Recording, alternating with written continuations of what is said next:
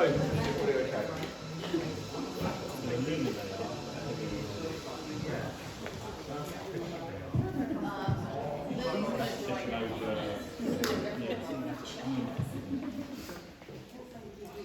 Wonderful. Right then, crew. So, jump back into fat loss.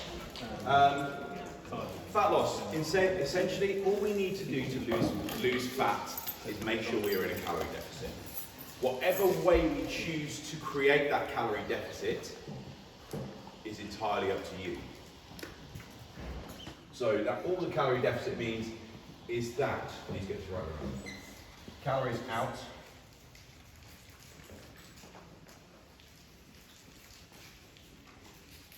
the greater than calories in. Okay? That is all we need to make sure that happens. So how we choose to do that is entirely up to you. So we talked about eating for fat loss, implementing sustainable habit changes. These are now going to kind of blend into one and the same thing. So obviously, if you've got any questions as we go through, please make sure you ask it now. If you want, yes, Catherine. We talked about sleep earlier. Can sleeping too much or like an excess of 7, 8, 9 hours then create issues for how your body deals with? No, not necessarily issues at all. So obviously, as you sleep, you go into like more of a restorative phase. Your heart rate is lower, and essentially your heart rate can be what dictates how many calories you burn. The higher your heart rate, the more calories you will burn. All that sleeping longer will do will keep your heart rate lower for longer, decreasing the window in which you can be active. The time. So if you sleep for 12 hours, you then only have 12 hours to be active. If you sleep for 8 hours, you have 16 hours to be active. But then if you sleep for 12 hours, you only have 12 hours to eat. So it's not necessarily pros and cons, but there's different ways it can impact it, yes. Of course, you can eat a 16 worth of hours of food inside 12 hours. I love a challenge.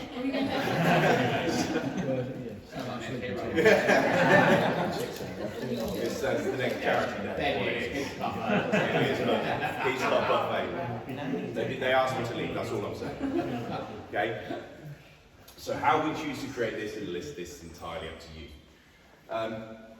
Now, when I work with people one-on-one, the first thing I say is, as I've said to you guys, the only things you shouldn't eat are things you don't like or things that cause you a bit of mischief or, struggling to breathe.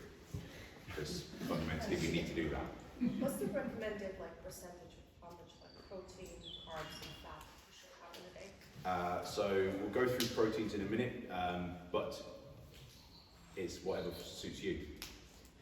Yeah, but Literally. it's probably not good to have 100% carbs, 2,000 calories. Well, then if you have more, in terms of fat loss, you should prioritise calorie intake first, because you need to be in a calorie deficit, so you need to hit a number, and then I would always prioritise protein. So when I work with people, if they're tracking their macronutrients, I give them their calorie number, plus or minus a bit of leeway either side, and then I give them the protein target.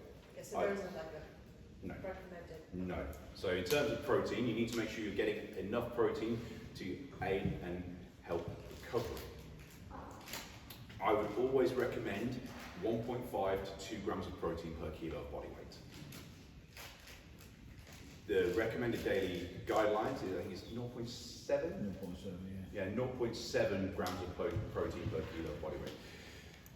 Typically, when you see foods that are already on sale, in sort of like pre-packaged sandwiches, the protein is super low. Don't be fooled by high protein marketing.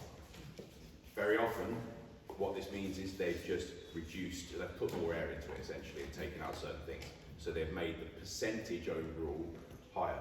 There was I can't remember the TV program, but there was a really, really clever marketing ploy they did. They got a burger and they said, this new burger is 30% less calories.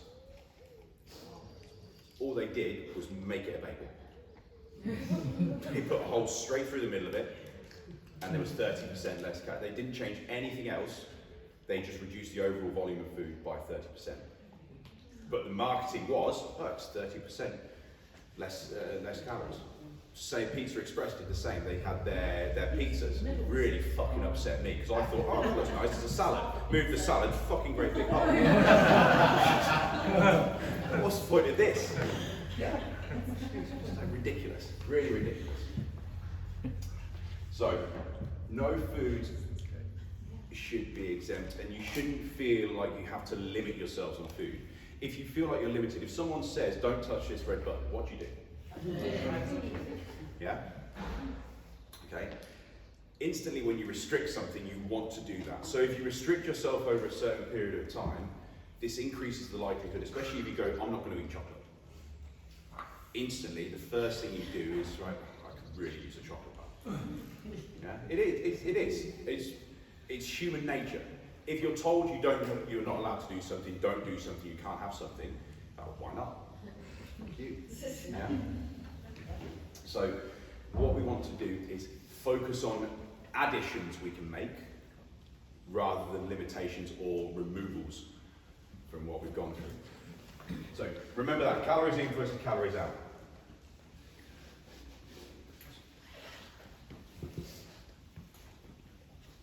There is no foods that we should label as good or bad either. There is no food that is good or bad. That is something that we have done in our psyche and labelled treats as bad. Why is a treat bad? Because we say all it is a higher calorie food. The macronutrient or the micronutrient makeup might not be great, but you know what? If someone offers me a donut, chances are I'm not going to say no, because it's delicious. Yeah. All I need to acknowledge is that actually it's a higher amount of carbohydrates, higher amount of fats, lower bit of protein. Micronutrient makeup isn't great, so vitamins and minerals. But that can still be as a part of my diet. In the same way that an exercise is only 4%, that donut is only going to make up, well, to be honest, it depends on the size of the donut, what's on it, but it could equate for up to like 10% of your 10% of your daily intake. Same way a Domino's pizza, I can't remember, I think it's like a meat beast or Meteor, one of those. A large Domino's pizza, Meteor, is like 2,500 calories. I guarantee for everyone here, that is over your basal metabolic rate. 100% guarantee it. And then you get the garlic dip, and you dip it in as well. Just like, yeah, all of that stuff, okay? When you see that vegetarian pizza, you see how one calories in And again, we'll come back to managing social situations, eating out a little bit later on, because there's no reason we should limit that. If you want to have Domino's pizza as takeaway, have a Domino's pizza, because you're less likely to, as you limit yourself, you're less likely to then binge further down the line and wipe out an entire weekend, rather than going, actually, I fancy two for Tuesday. Sweet, job done. Okay? So, as we just mentioned there, when we are coming to fat loss, the first thing you prioritise is your calorie intake. Because if you are taking on board too many calories, you are not going to be in a calorie deficit. So this is the first thing you should prioritise. And if you don't worry if you're not interested in counting calories, because we can go through a measuring tool that we'll go through in a second that also helps. It's the first thing you prioritise. We then go to protein.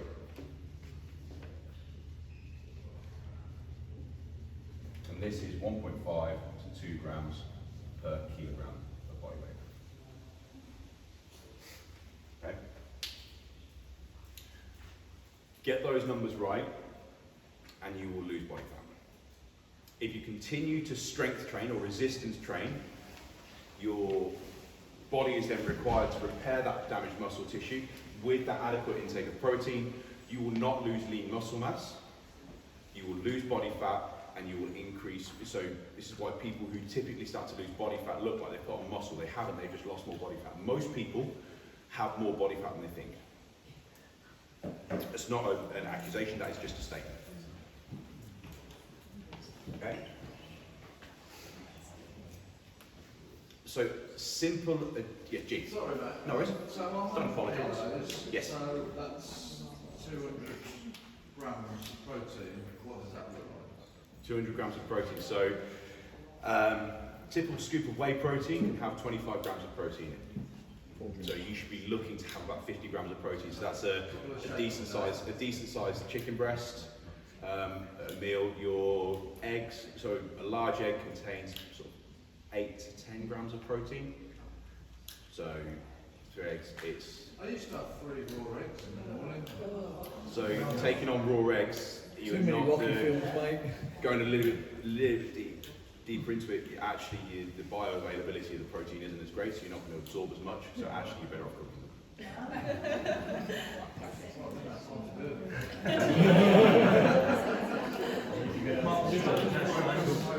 Well, if you wake up at 2 a.m. like Mark Wahlberg, You trying to do Mark?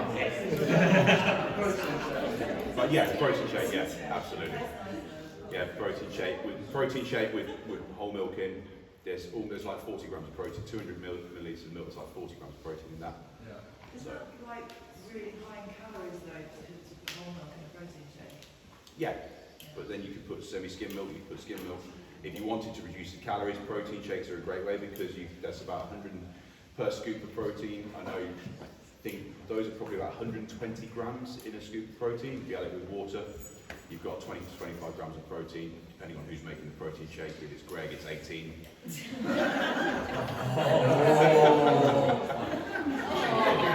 Now we know not to go into If it's me, it's 15 because most of it's on the floor.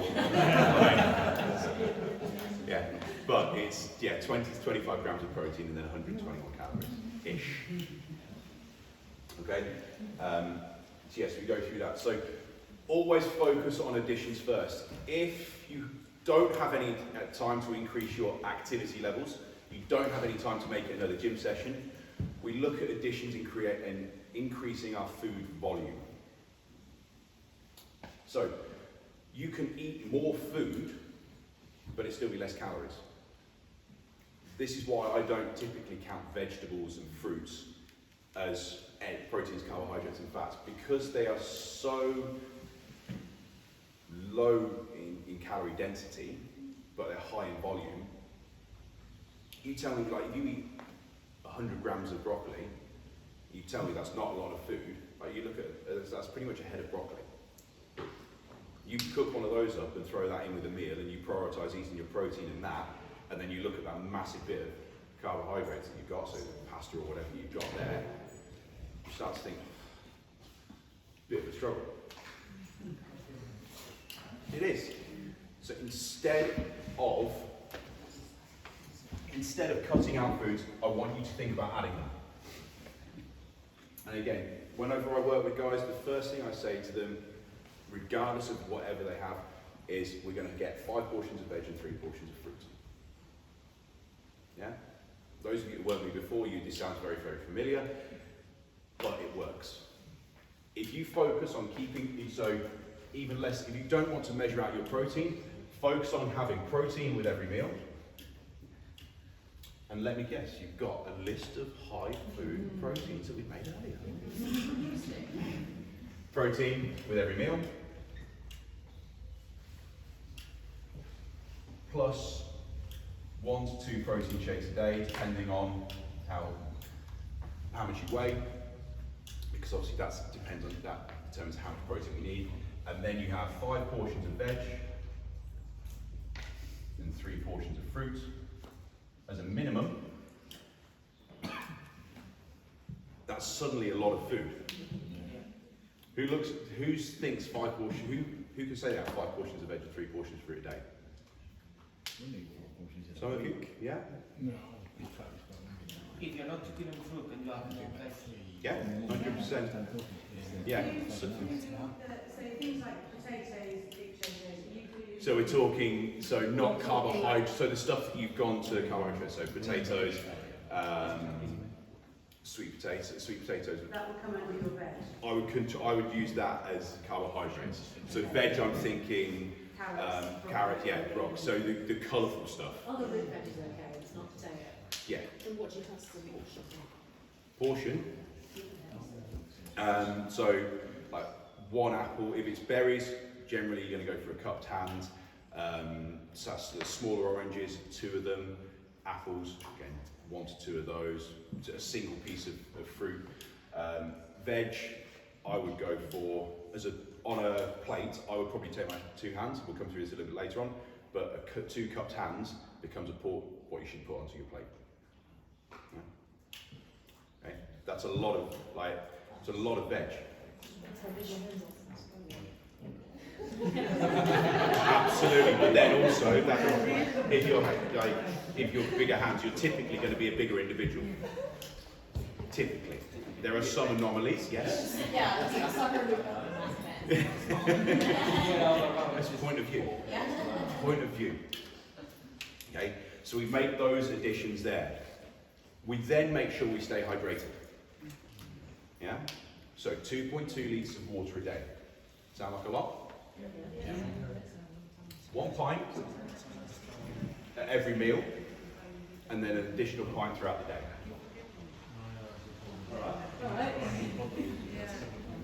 Of water. No, your game. Yeah? And then water, throughout the day.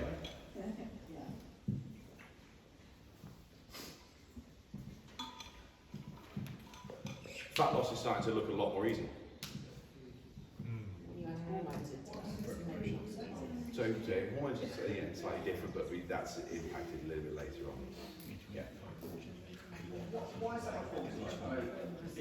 Your body's made up of 70% water. So 1% is, so not just in terms of performance, focus, all of that sort of stuff. Very often hunger signals, people can perceive thirst as hunger. So if you're dehydrated, then it means you're more likely to snack. So actually you maintain your hydration levels, it makes everything a lot easier. And plus, you've only got a certain volume in your stomach if you're starting to drink. How does water retention work, and how do you avoid it? Stay hydrated. Yeah. Yeah. You don't hold on to water because you drink too much. You hold on to water because you don't drink enough. Your body looks to maintain a homeostasis. So if you're either drinking, like you drink 3 pints throughout the day, a pint with every meal, and then another pint throughout the day, that's really steady intervals that you're staying nice and hydrated. Obviously, this doesn't take into account certain diuretics like caffeine, but drinking enough water prevents water retention. Yeah? Hydration, wonderful. Always have a single source or high protein source meal with you. Be that a protein shake, or I've taken a tin of tuna around with me to various places and had really, really hot looks. People love me. But having this single source protein means that you've always got a high protein snack available. Protein is the most satiating of the 3 macronutrients. It's also got the highest thermic effect of food. So this means that it takes the most calories to digest. Yeah? Wonderful. Protein bars, are they good? I'd have a chocolate bar, personally. But if you want, sorry, Greg, sorry. Fuck. Protein bars are great. Personally, if I had the choice, I would choose to, if I wanted a snack, I would choose to have a piece of fruit and a protein shake over a protein bar. They're great, they've got a good amount of protein in, but for me personally, I don't enjoy them. If you like them, and you eat 3 or 4 chocolate bars a day, then maybe substituting a couple for a couple of protein bars is going to be great. Well backtracked. Yeah. I'm impressed. Staring down. There's a bleeping going on. If you're not going to have a meal for a huge period of time, or you train lasting a night and you can't tolerate a load of foods, a protein shake and a protein bar gives you a little bit of satiety, because as you chew, you release hormones that help satiety, whereas if you take on liquid foods, oxymoron. If you take on So smoothies and stuff like that, then you don't get that chewing sort of sensation. No worries about it. Where you release those hormones and you start to sort of feel satiated through food. But yeah, if you go to a shop and you see, oh, it's high protein, just because you think that's the best choice, actually have a single source protein. So you could even get a packet of chicken breast and a chocolate bar. But that's me personally. But we do 3 burgers for £5. We're looking at attractive, we've got the end. But like I say, They're very tasty. the Trek bars are really tasty. I wouldn't necessarily go to them as a high protein source, but they're really tasty, and if you just trained and need something, they're awesome. Yeah? Is that okay, Greg? Like that pay rise, don't worry about that. It's fine. That's fine. If your sales go down, you know why. Remember that, We get a few curly words hot boy instead. cartoon where it was grandma's dish? It's like Genius, isn't it, from 70 years ago? Yeah. So, I talked about not using macronutrients to measure. So you've got, again, if you've got big hands, this is a blessing or a curse. If you're going to make up a meal, then you want to look at for fat loss, between 1 to 2 portions of your sort of hand sizes of protein. So if it's a fattier cut of meat or that is higher in carbohydrate sources, then you should probably look to a palm size. So you put a palm of sort of a steak, or if it's like a bean chili, so put a palm size on there. If it's a leaner cut, then you use your whole hand. So chicken breast, for example. As we go through that, when you go to carbohydrates, so this is your grains, your potatoes, breads, use a fist, and just put 1 fist on your plate. Fist-sized portion. Okay. Cupped hand for veggies, 2 cupped hands together, veggies, fruits, whatever it is. And then you want half of your thumb, so from the knuckle upwards, as like a portion of fat. So this is your oil or dressings or anything like that. As a rough guide, and having those throughout the day, so if you did 3 meals like that, it's not going to send you far wrong. For fat loss, yes. Yeah. Okay. Anybody, any questions? Or anything else to do with fat loss?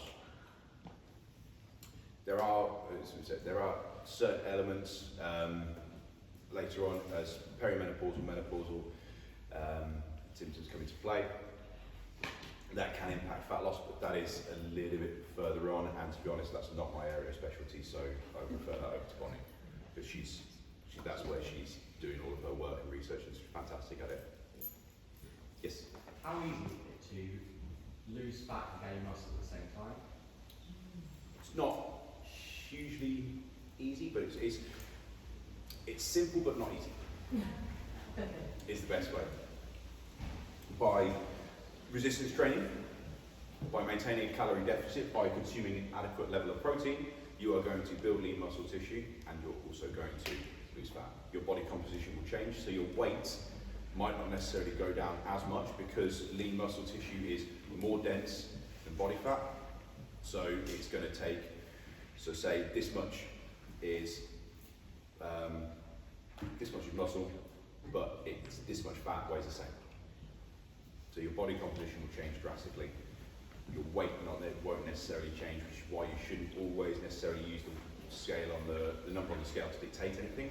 It's a fantastic, if you're using macros and fat loss is your goal, it's a fantastic tool to make sure we measure process. But we also measure process using body circumferences, the way your clothes fit, by pictures, progress photos, and there's also various other ways that we can measure it as well. But yes, in terms of simplicity, it's very simple. Maintain a calorie deficit, consume protein, resistance training 3 to 5 times a week. How often would, say you've got calorie intake and then you lose weight, how often would you recalculate? Do you know what I mean? Because it'll obviously change as you lose, but how often would you recalculate it? Does that stop me? stagnate it for 2 to 3 weeks and you'll be Okay, consistent. and then reduce your Yes. What's the easiest way to track either like calories and intake of MyFitnessPal. Super simple, scan it, and once you've got a recipe in there, it saves it. Most foods are on there, and you can select the portions. If not, you can input it. You can create meals on there. You can repeat meals. It's super, super easy. Wonderful. Right, muscle gain. So lean muscle tissue, we've already touched on it. Two things are crucial to muscle gain. Resistance training.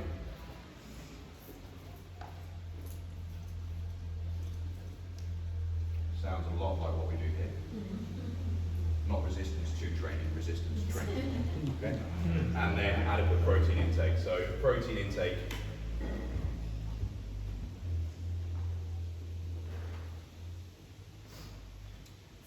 If you are specifically looking to gain muscle and increase your body size, I would suggest bumping up that protein a little bit more, so sort of between 1.8 to 2.2 grams per kilo per body weight. Just because you're going to give yourself as much chance, like we were saying earlier about nutrient timings, your protein intake can differ, or you can only uptake certain amounts, so giving yourself more protein is going to help you take on more of that. That's literally it, sort of at the top level. But 1.8 to 2.2 grams for that is enough. Resistance training, making sure that's there as well.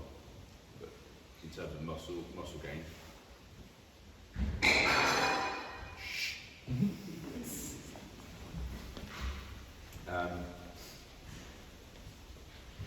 yes, got chat about that.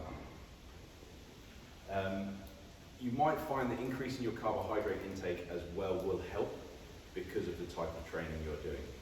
So if you're in a calorie deficit, it may be harder to push to a required intensity because obviously glucose is the most readily available form of energy. So this is why you need to consume carbohydrates as well, specifically around training times if you're not consuming carbohydrates anywhere else. But if you're cutting them out because they're a way to cut out calories, then having carbohydrates in and around your training are going to mean that it's actually in your bloodstream and more easily available for you to utilize rather than having to then your body to release glucagon to get the glycogen free muscles back into increase your blood sugar levels. What sort of time frame are we talking there? Sort of hour, 4? So 60 to 90 minutes, I'd have a coffee and a banana or a piece of fruit, depending on how well you digest it. If you're going to take on sweets as well, around your training actually can be a better time to take it on. There's some anecdotal evidence that those are put to better use in terms of training. But again, if you want to eat sweets, just make sure it fits into your overall calorie intake. But muscle gain is a relatively simple, make sure you've got enough to fuel your training, make sure you're taking enough protein to recover from the resistance training that we do. So if you're doing something like raw, it's probably not the best for gaining muscle. You should be looking, certainly the strength stuff we do on Wednesdays, the bodybuilding as well, track, weightlifting, anything where there's more time and attention on the muscles, you're going to increase the amount of muscle you build. Okay? No question.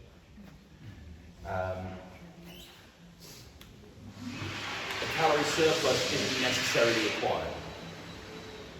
There's evidence coming out now that a calorie surplus isn't required for you to build muscle. You can be on maintenance calories, so just hitting your basal metabolic rate and using the Harris-Benedict formula times your bioactivity levels, giving you roughly that calorie intake. You can stay on that, make sure your protein, so when you split your macronutrients up, you have 1.8 to 2.2 grams of protein per kilo of body weight. That is enough for you to continue building muscle. Yeah? And DOMS isn't necessarily an indicator of a good session. No. Delayed onset muscular soreness. So DOMS doesn't necessarily mean you've had a good session. All it means is that your body isn't used to a certain stimulus. So if you've got an accumulation of fatigue, so take Karen, for example, 150 wobbles per time. Yeah?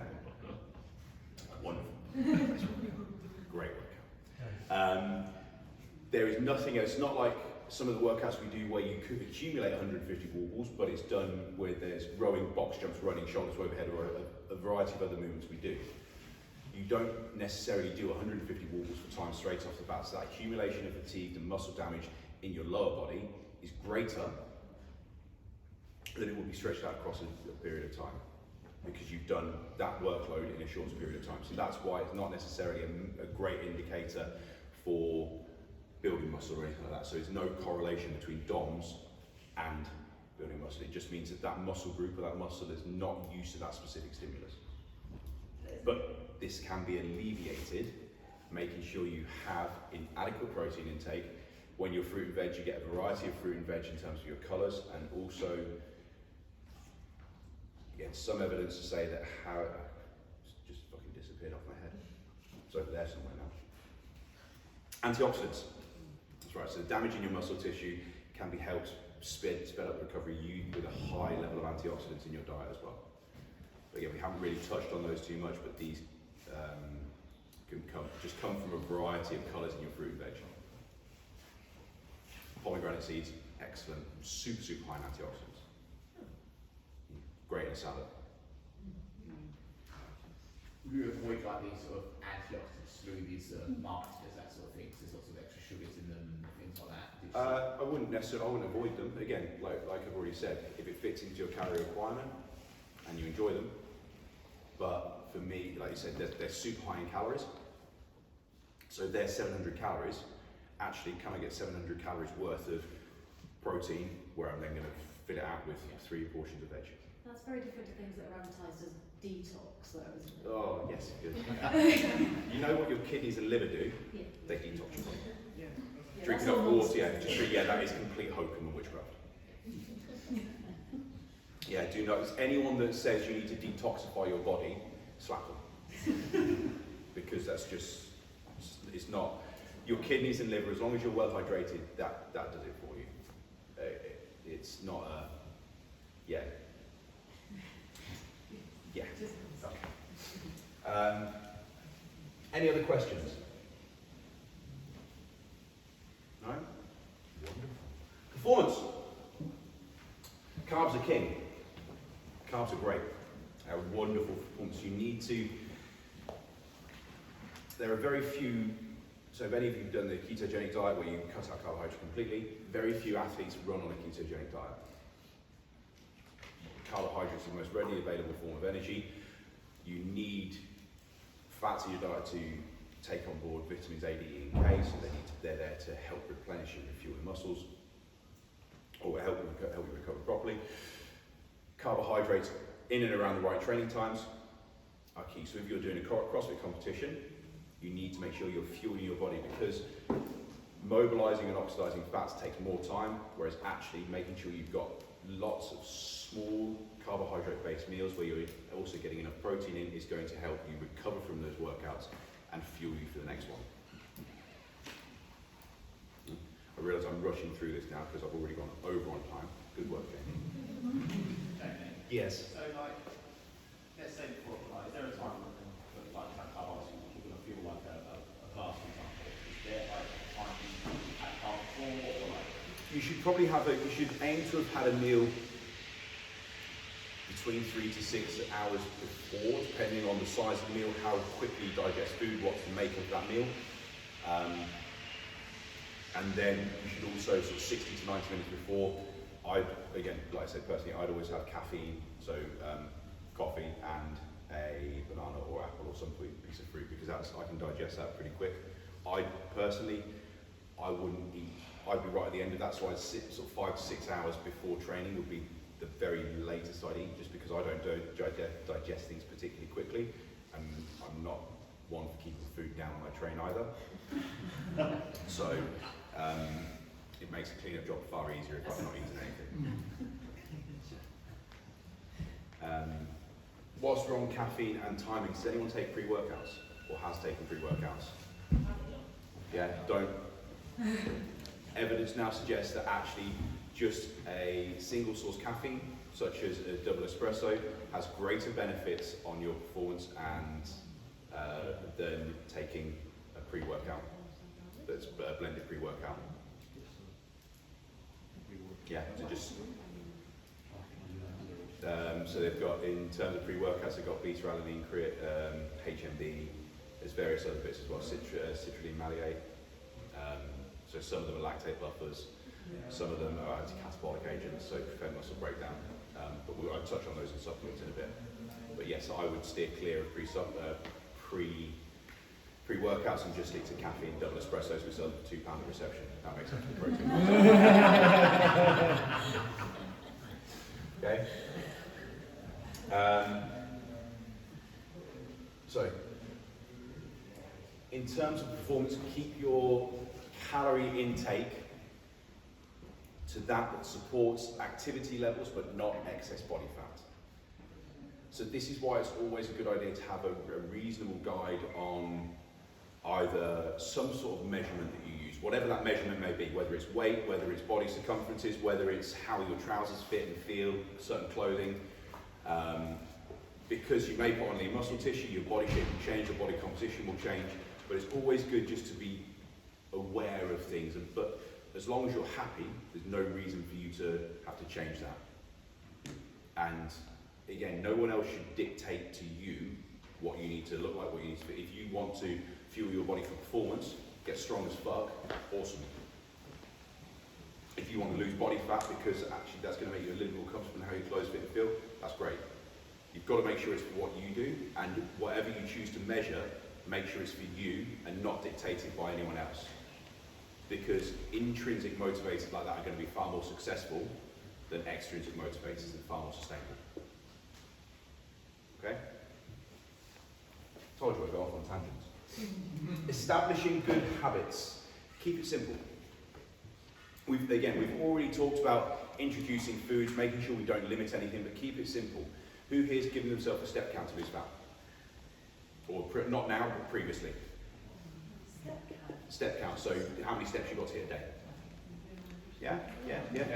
So something, don't just use an arbitrary number, because you might not be anywhere near that step count. You might say, or you might be well over it already. I'm going to hit 10,000 steps a day. But you've got 2 dogs that you walk 3 times a day, you come in here, you train, you go for a 5k run every other day, your step count's already 22,000. So giving yourself a step count of 10,000 isn't going to make any sense. Making sure you've got some evidence of taking an average over the last month, then adding between 500 to 1,500 extra steps a day, making sure that that's achievable is going to be far better than just steps, not cookies. Okay. Yeah, it's going to be far, again, keeping it nice and simple, it's going to be far more applicable to you than anyone else. Using the opposite of that, so beforehand I was working desk job, now my new job's far more active. I also have the step count that you gave me, I can sort of reduce that for the same, to get the same benefit or maintain it, So increase benefit. Maintain the increase, yeah. Exactly that. That's arbitrary numbers. We've already gone through it, but make sure they're additions rather than limitations or reductions. If you add something positive, you're far less likely, it becomes far more sustainable, you're far less likely to feel like you need to go the other way. I'm not going to have chocolate. No. I'm going to have 5 portions of veg, 3 portions of fruit. Or I'm going to have protein at every meal. Or I'm going to have a glass of water every meal. I'm going to make sure I carry a protein shake and piece of fruit with me to have before I work out. These additions are far better than those reductions and limitations. Just going through water intake, because obviously when we come here and do a class, you drink, Probably about 700 ml protein shakers, yeah. So you probably drink one of them, and then when you get home, you still sort of sipping, drinking, and you do all night, and then you sort of go to bed and think, oh, I need a bit more water, and then you wake up 3 o'clock in the night, basically. Try and, yeah. How would you measure that? Because obviously you said in pint at dinner time, would you still say how much So yeah, so I would still, so all of the stuff we've gone through are for people that don't do activity. When we add activity on top, you should replace the water with, so for every kilogram of body weight lost before and after, so he weighs up before a session, every kilo of body weight lost after the session, you replace with 1 litre of water. So to most of that you've just lost will be water and sweat, through sweat. So you should, that's just standard, so you should replace that with 1 kilo of water. Or, yeah, sorry, 1 litre of water. And then making sure that you're not going, right, oh, I haven't drunk anything, going to bed, necking a pint of water, actually sipping that for the sort of 2 hours before, is going to maintain homeostasis better. Because if your body maintains a homeostasis, if you just give it a huge influx of 1 litre of water, obviously outside of the time when you've just sweated loads, you're going to go, oh, well, I don't really need this. It goes straight out the other end. Okay? Plan your week. So planning your week isn't the same as meal prepping. Planning your week is making sure you know, right, well, I've got my training sessions added in. Those are non-negotiables. Those have to be hit because I want to increase my lean muscle tissue, so I need to resistance train. Treat those training sessions like they're meetings that you would do at work or like they're appointments, because it's really, really important to make sure you're scheduling out the time for you. So plan your week, make sure you've got a shopping list, you know what meals you're going to be having, you know if you're going to be eating out, you know if you're going to be going various other places. If you have time to do some meal prep, awesome. If you don't worry about it. You can cheat your meal prep by cooking additional portions the night before and taking that for lunch the next day.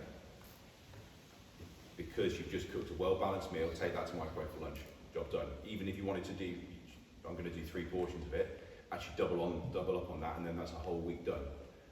Don't make additional work for yourself. If you've got the time to sit down on a Sunday afternoon and cook for 4 hours, awesome, that's great. But most people don't, so make use of the time you do have by just cooking those additional portions. Making sure you've always got a single source protein in your bag. Making sure you've got a load of bananas or a load of apples ready to go.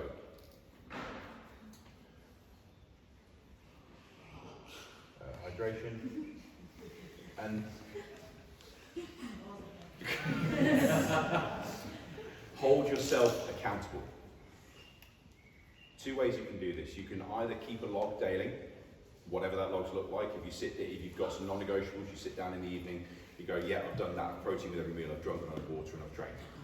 Or however else you log it. Sometimes there's apps, sometimes it could be just chatting with your other half, whatever it is. Or hire a coach.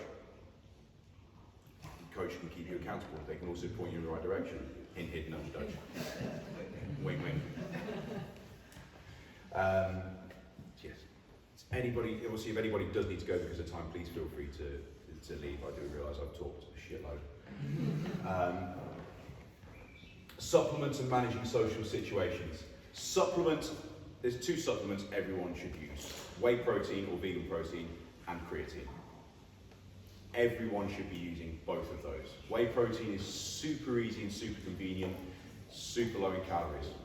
Like it's not, I wouldn't necessarily class this as a supplement because they're extracts of foods that we've already done. They're powdered, dehydrated variants of that. So whey is just the stuff that was stripped off the top of milk when going through the dairy procedure, or soya protein, the vegan proteins that we have that come from soy, pea, there's brown rice protein now.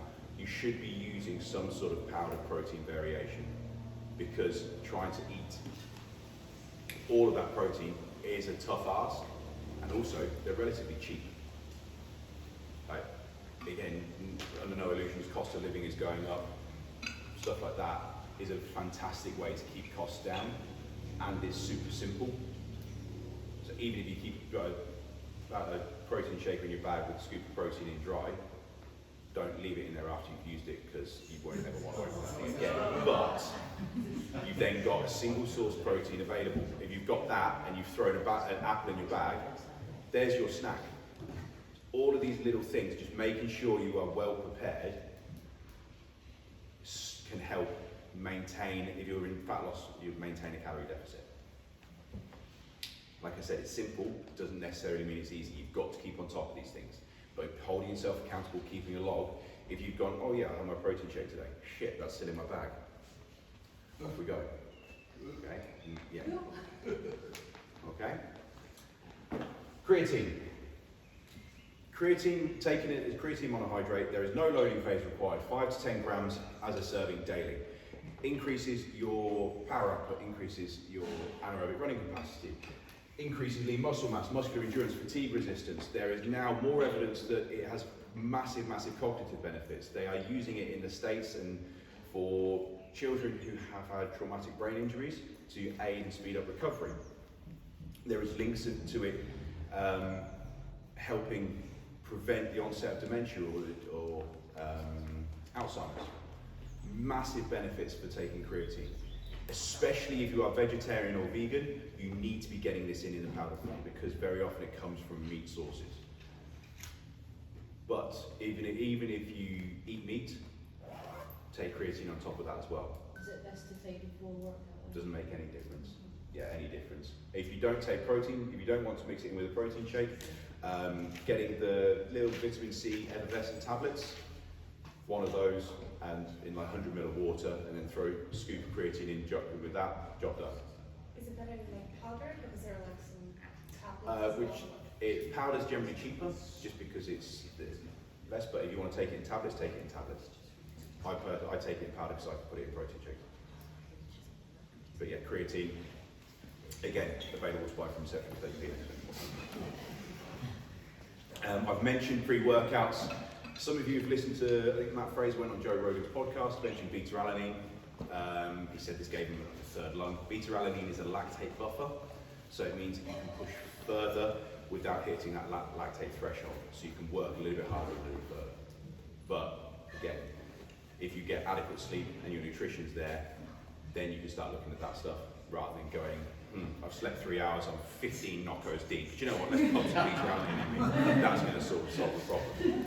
Yeah, not the case. Focus on sleep, good nutrition, recovery, making sure all that's there, and you'll be fine.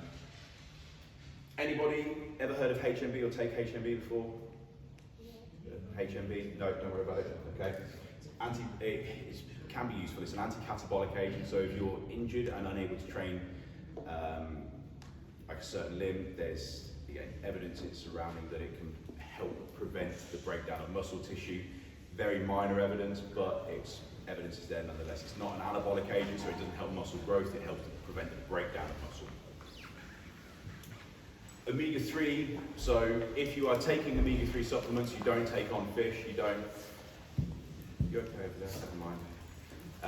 Omega-3 supplements, you want to look for ones that's higher in DHA. So there's two types mainly that make up omega-3 supplements, EPA and DHA. Look for ones that are higher in DHA just because it has a greater anti-inflammatory response. Curcumin or turmeric, really good natural anti-inflammatory. Also anecdotal evidence that it decreases pain and decreases symptoms of depression. Also can be massively helpful in reducing pain for those in osteoarthritis. What was the first one? Curcumin. Curcumin, yeah. Managing social situations. Right, last thing, I'm sorry, I realise I'm chatting a load of shit. Right, just simple tips to manage social situations, or if you're going on holiday, stuff that you can always do. So, drink water with every meal. Doesn't matter if you have an alcoholic drink or not, make sure you're drinking water with every meal. Okay? When you're eating, and put your knife and fork down in between bites. Knife and fork down, food goes in, put the knife and fork down. Finish chewing your food and swallow it completely, everything, before you start preparing your next bite. Okay? Sounds really stupid, but your body, various reasons, it takes around 20 minutes for your body to start registering sort of satiety symptoms and how full you're feeling. But also you're actually eating more mindfully rather than just going, right, I'm going to wolf everything down. Food goes down, sit there, enjoy it, and you can enjoy your food a little more. It even gives you a chance to actually have a conversation because you're not head down plowing away your food. If you're sitting there talking with someone, if you're on a first date, if you're doing whatever you're doing, and you're talking to that person, you're more likely to engage with them because you're not just hawking food down.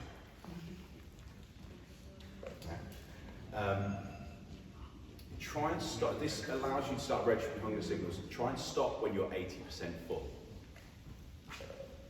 Because everyone's been to that point where they're so uncomfortable, they just sit there and they're like, oh my God, I've eaten so much. Yeah? It's uncomfortable. Stop when you're about 80% full. Do they say that that's supposed to like, stretch your stomach? Is that true? Your body will stretch, your stomach will stretch and shrink. If you can't take on any more food, your body will let you know about it because you'll just sit straight back up. Which isn't healthy. Always order an extra round of salad or vegetables. So a side of salad or vegetables, and make sure you prioritise that. So whenever you're eating, then prioritise protein and vegetables and enjoy the rest. And it's easier to stop eating when you're 80% full once you've eaten those, because one, they take longer to chew. Protein is more satiating. You've put your food, knife and fork down, you've eaten all the veg, and actually, do you know what? I don't need to eat the 2 slices of garlic bread out of the 4 I was given. As delicious as they are, I've recognised that I don't need to eat that because I'm actually full and I'm quite satiated. People look at me like, fucking eat garlic bread. Who are you?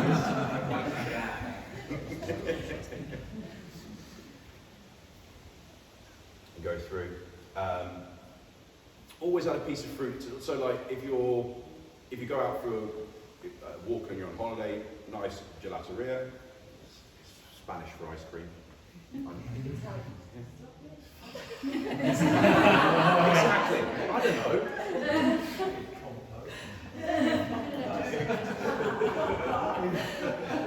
Go to an ice cream shop, yeah. Have a bit of fruit alongside it as well. Yeah? Shop that does ice cream, yes. Good. Tesco's, when you pass Tesco's, no. So yeah, have a piece of fruit with your snack, little things like that. Always carry water with you, and if you're on, this is super easy to do on holiday. If you're on holiday, go for a walk after every meal. You're on holiday. It's not like we're at work, you're racing from the gym, pick kids up. Try and go for a walk after every meal.